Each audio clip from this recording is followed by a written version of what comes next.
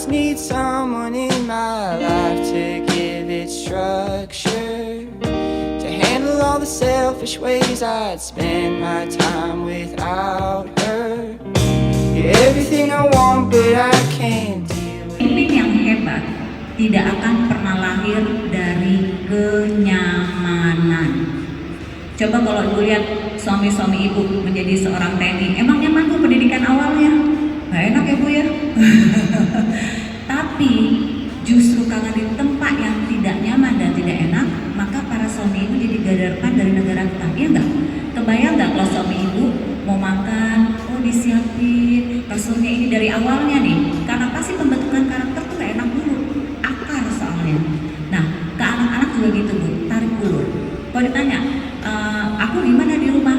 Saya cukup strict untuk kedisiplinan. Dan saya tidak bermudah-mudah mengiyakan apa keinginan anak, itu juga bu.